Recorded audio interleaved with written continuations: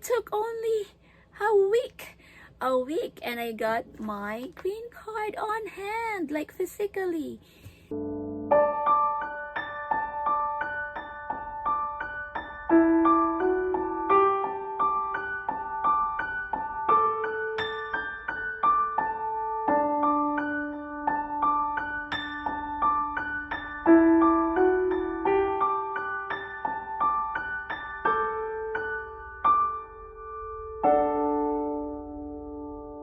Hello mga ka-journey! Welcome back to our channel, and for today's vlog or for today's video, I'm going to share to you the timeline of our case for the application of the adjust of status or the green card, or the three forms that we applied for, which is the I-485, which is the permanent resident, I-131, which is for the travel document, and I-765 is for the authorization or employment authorization.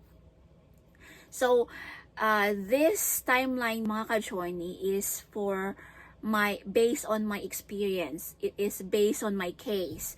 So I know, and I saw a lot of videos on YouTube, that every applicant has they have different timetable too. Some are longer or some are shorter, and some processed quickly, and some others are like waited for how many months and how many days. Sometimes it took a year for them, or sometimes lesser than that. So this video or this timeline or timetable is only based for my experience, for my case. Okay, so the first thing is, after you send your applications or your forms to the USCIS, you have to sign up on the website of the USCIS, which is, I'm going to put on the description below. And so we started our application. So before the application, so I arrived here in the US with my K1 visa, and that was November 1st, 2019. And we got married, my husband and I got married November 5th, 2019. So after that, because I'm a K1 holder, you have to marry the petitioner, which is the US citizen, within 90 days. And after that 90 days, your K1 will be expired, and you have to apply for the adjust of status, which is this timetable that I'm going to share to you.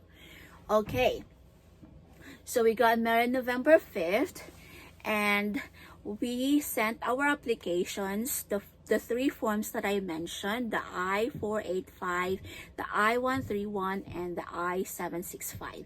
So we sent the application December 26, 2019. But 3 weeks after that, we got notified that our fee was wrong. So we redo the payment. We did the money order at the bank, and with the right amount, it was 1,225 something, because the first payment or the first check that we sent was without the biometric fingerprinting.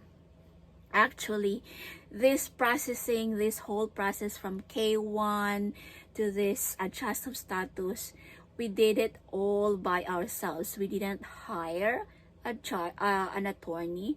If you have money, you can hire for that, but for us, we did it all by ourselves, my husband and I.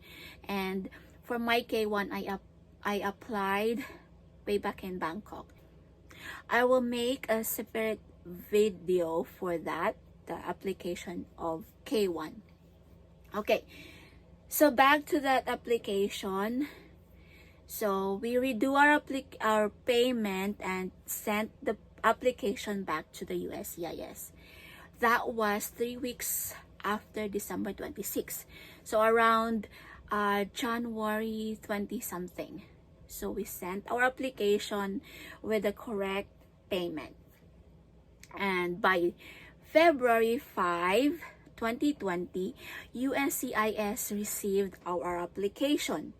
So it was notified on their website.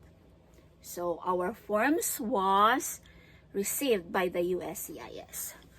By February 11, 2020, USCIS sent a form I-797 Notice of Action stating that our case is on the process.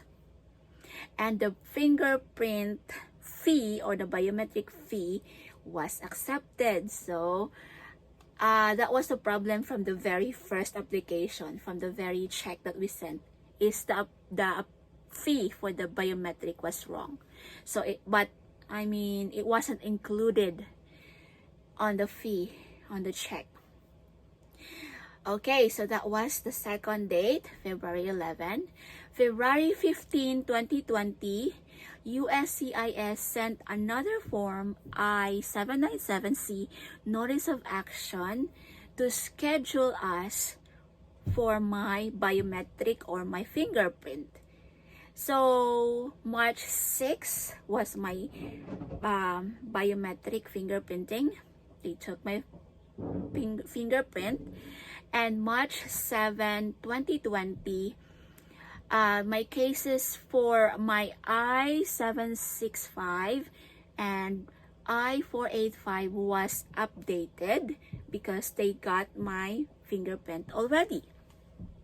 But for my form I-131, I received a different notification because of the wrong spelling.